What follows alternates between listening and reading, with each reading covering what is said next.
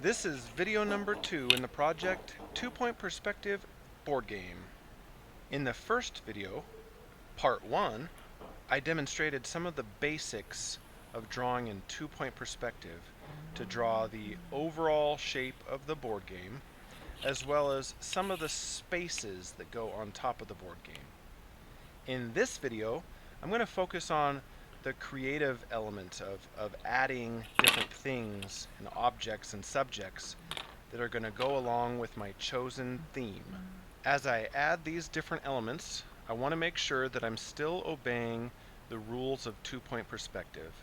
That's the main objective of this project, is to make sure that you're following those rules correctly, so everything looks like it is three-dimensional and is believably taking up real space.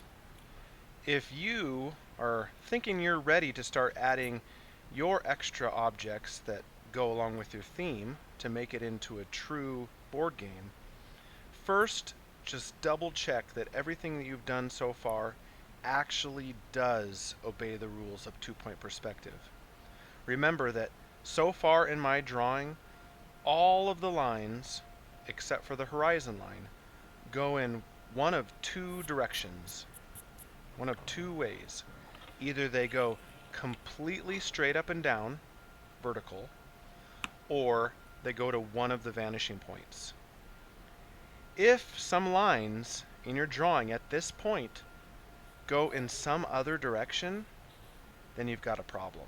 If you can line your ruler up with a line, and if you were to continue that line and it doesn't go to one of the vanishing points, then somewhere along the way we've made a mistake. And so before you add anything else, you really should go back and try to correct that mistake. Because anything that you add on top of your drawing right now is just going to look weird if the foundation of your drawing isn't in correct 2-point perspective. So you want to make sure the foundation of your drawing, the basic shape of your game board, is in correct 2-point perspective. And hopefully, with that, everything else that you put on top will go along with it and make sense and look like it belongs on the board game. Okay, so let's get into what I'm doing right now. The initial path that I created on my board game was too small for what I wanted to achieve.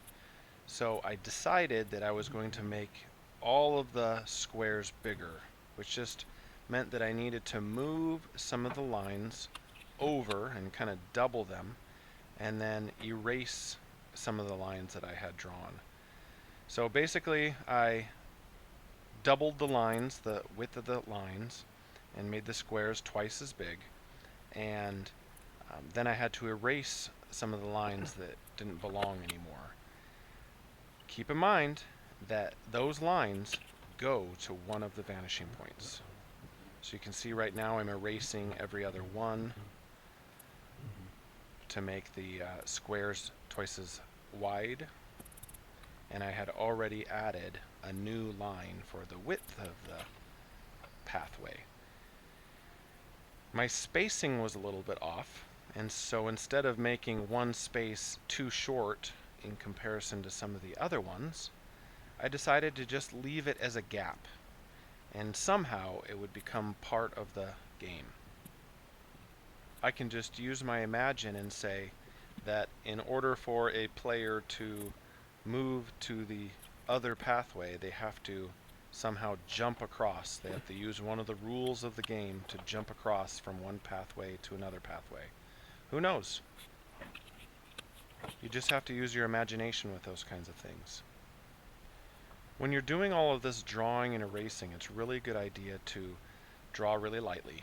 That's something that I repeat a lot because it's very true, and it's something that a lot of young artists get frustrated with because it's hard to remember to draw lightly, and they find that when they don't, they end up having a lot of eraser marks that are not nice looking on their drawing. So I'm drawing relatively dark compared to how I might draw if it was just me, because I want to make sure that my lines are showing up really well on the camera for you to see.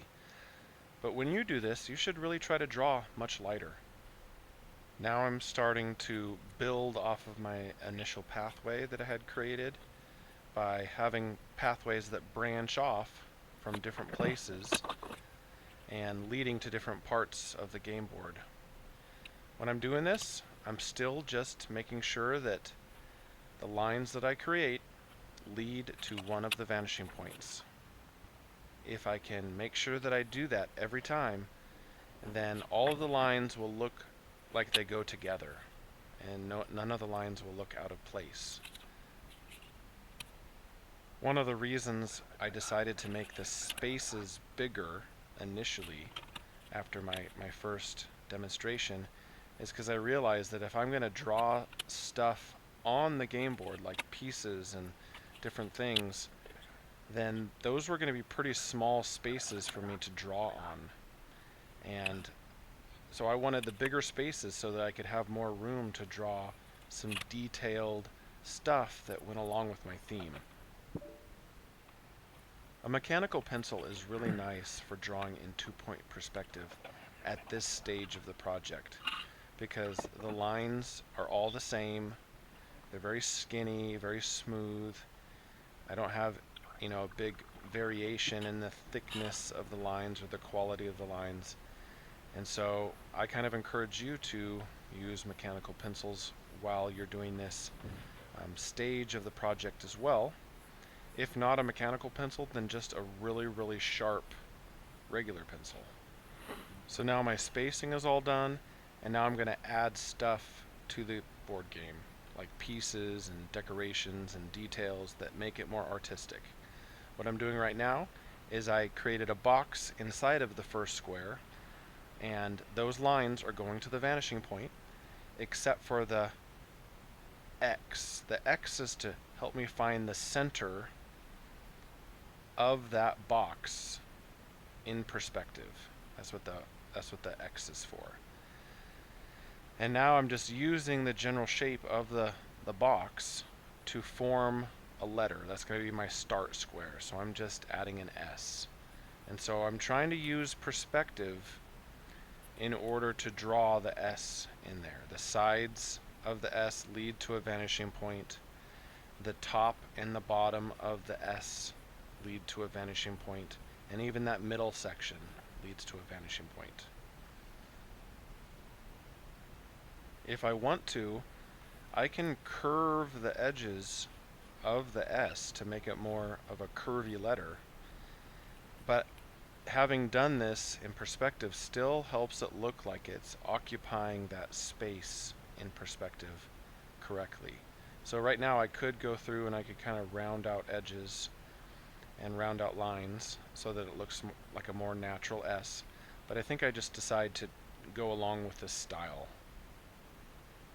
I intentionally didn't speed up this section of the video because I really wanted you to see, hopefully, how I created the S in perspective.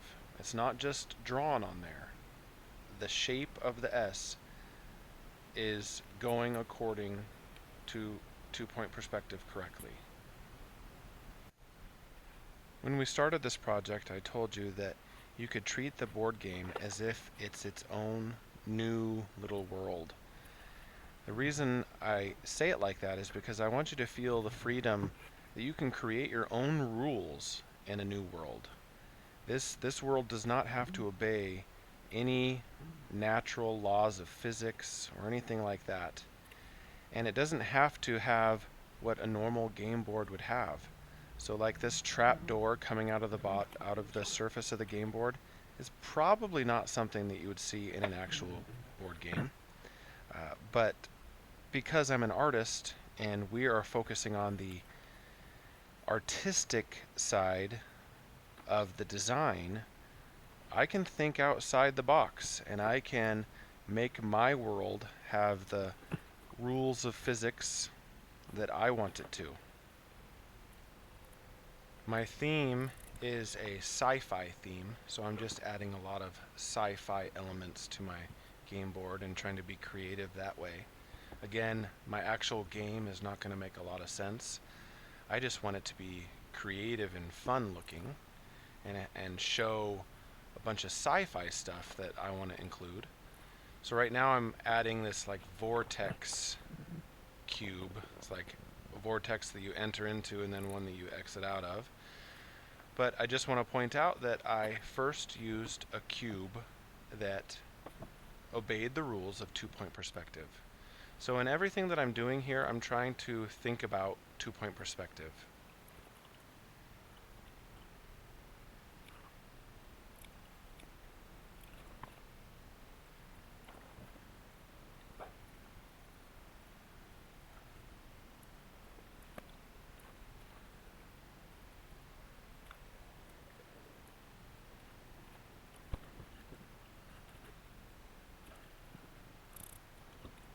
I'm drawing this pot for a plant monster that I'm going to draw, and the pot could have been drawn in two-point perspective, but I didn't. I didn't draw a cube first and then try to draw a pot inside of it. Instead, I just paid attention to the angle of the game board surface and tried to copy that same angle with the pot. I erase a lot as I decide on new things to add to my board game, and this hole that I'm putting in the middle of the board game is a good example of how you can think outside the box of what this game could be. It doesn't make a lot of logical sense to have this hole in the middle of the board game. Where's it going? You know, and like the thickness of the board game doesn't really allow for a hole to be through it and have anything behind there. But again, you can make up your own rules with how this world works. That's why I keep kind of describing it as its own little world on this board game. That gives you the freedom, like I've said over and over, to do what you want to do in the board game. You don't have to follow any specific rules about what can be included. The only rules that you do need to follow are the rules of two-point perspective. So for instance, this robot also probably wouldn't be something that you'd see on a board game, but the shapes that make up the robot are obeying the rules of two-point perspective.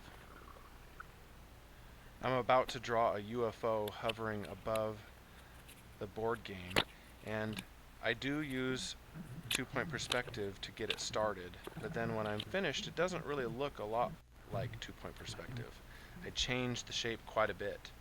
But doing that two-point perspective kind of helped me understand what the angle of the UFO would look like. It helped me see how much of the top of the UFO I would see and kind of what the angle of the curves would look like.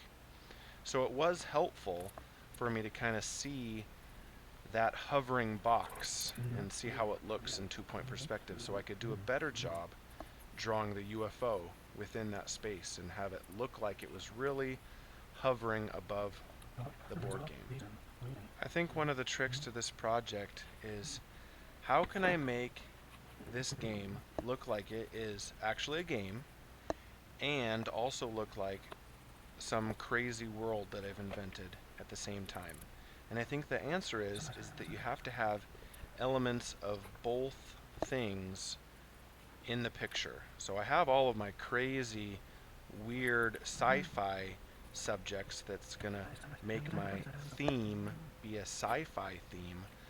But then I need to add things like dice and cards and make the spaces look like spaces on the board game, and have other things that kind of show me that it's a board game. Once again, I can't stress this enough. I've put a lot of things in here, and it would not have been possible to make these things look like they belong unless I first started with a correct foundation using correct two-point perspective rules.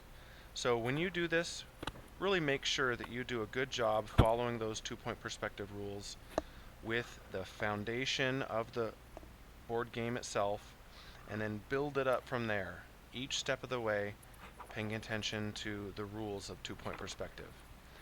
If you make mistakes really early on, then it's going to be really hard to recover from those mistakes as you add more and more things. Alright everyone, I'm going to end this video now, and there's going to be another one on the way. In that next video I'm going to show you how to use a new medium, a new material, to bring this artwork to life and give it color and details, and there will be more information on that to come. For now, good luck on obeying all those 2-point perspective rules.